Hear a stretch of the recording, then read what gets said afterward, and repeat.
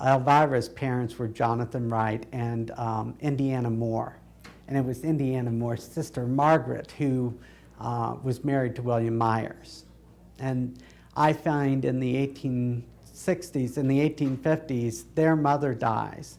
And their father had been living in Indiana. In 1860, he's moved back and he's living with William and Margaret Myers in that house just north of Russellville.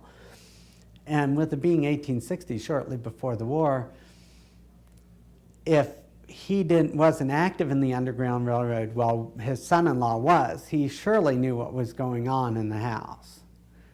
So I don't know that he was involved, but his daughter's family was, and I can't help but believe he was aware of it. So. Are there, excuse me, are there any last comments that you'd like to make? Any last comments that you'd like to make? Well, I don't know if you want me to talk about my work and how one of the stores that I worked at, I went into, was in a largely African American community, and the workforce was largely African American. And when I would walk in, I get some very distrusting looks. Here comes the white boss. And at one other time, I went to the co-worker's funeral, a woman that worked for me. Her father passed away, and I went to the funeral, and it was in an African-American church, and I was the only white person in the crowd. And she kept referring to me as the boss. And I said, please, I'm just somebody you work with. Please quit referring to me as the boss, because, I'm just here to show my respect. So,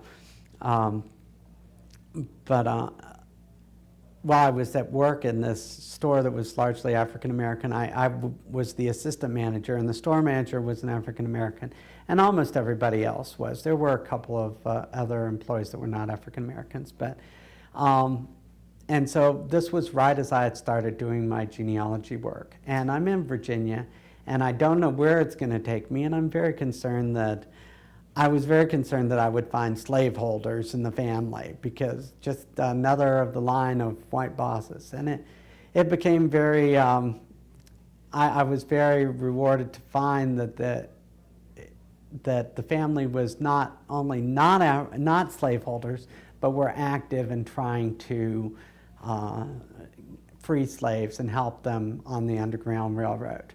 And then a couple of years later, I find out that I have some African American heritage in my line, and it's very interesting. And all of the places that I've gone to, the Lett reunion and the Old Settlers reunion up in Michigan, I've been welcomed with open arms and very friendly groups, and it's been a very positive experience. So.